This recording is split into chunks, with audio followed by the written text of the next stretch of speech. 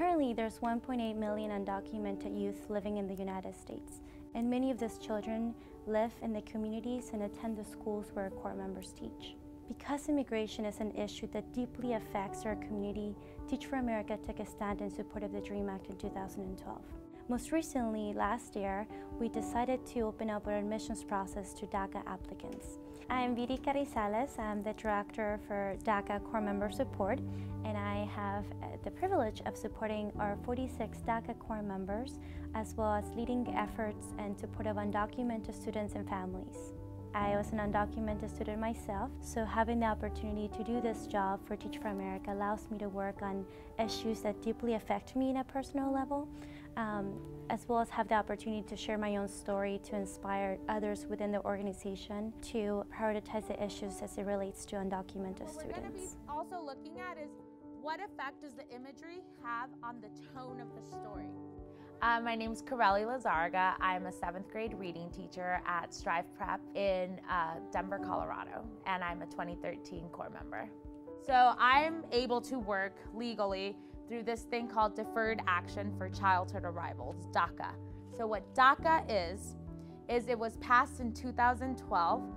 It was just an executive order by President Obama. So it is not a law. It is not a permanent solution because it could go away just as easily as it was introduced. I was born in Mazatlan, Sinaloa, Mexico, but when I was about 3 years old, my dad came to the United States, and then a year later, my sister, my mom, and myself followed. I did know that it was like a huge source of shame for me. I was pretty embarrassed too of not being a US citizen, feeling like I had done something wrong. I remember just junior year of high school just being so angry and frustrated with the possibility that it's I could possibly not go to college. But it wasn't until I had some teachers that I loved and adored and who really I felt comfortable with. I shared my story of being undocumented with them, and they did the research with me. We found out that you can go to private institutions. So I was able to go to Penn on a full ride grant and able to graduate from college. And that is my mom, my dad, my little brother, and my sister, and myself on my graduation day. Woo, I don't know why I'm getting emotional. Oh, handsome, beautiful. Look at that. But yeah, it was a big deal because it went from believing that I wasn't gonna go to college at all to being able to go to my dream college. And so that day, it just validated everything. It's amazing to hear from our DACAmented core members, their stories and their experiences now that they're on the other side and they're teachers themselves. When I was an undocumented student, I didn't know of a single person who was undocumented and was a professional. Having someone that's I've done it, you can do it, would have made life 100, 200% a lot less scary. From day one, I've tried my best to be vulnerable and to be honest with them about who I am. Last year was the first year in my entire life that I was open about being undocumented.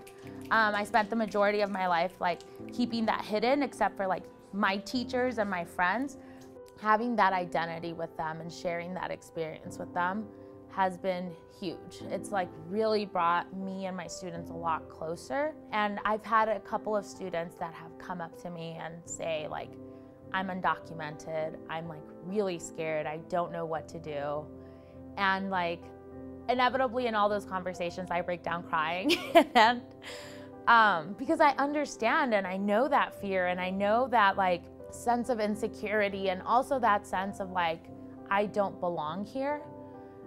Or I think I belong here, but everyone is telling me I don't.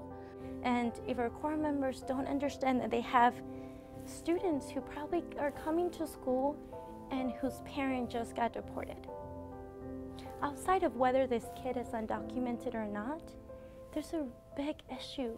One thing that I have really tried to do is not sell my students false hope. I will not come in here and be it's gonna be la-di-da and it's gonna be the best. I've also been very honest with them about that, of those moments of I was so scared that my mom and dad were going to be deported. So moments like that, like, it is going to be very tough, and it is going to be filled with like lots of hardships. But at the end of the day, like, you are going to be able to persevere, and you're going to be able to succeed all these obstacles. This is why all of our core members should be aware and understand that you cannot teach a kid unless you understand what are the challenges that they're currently facing.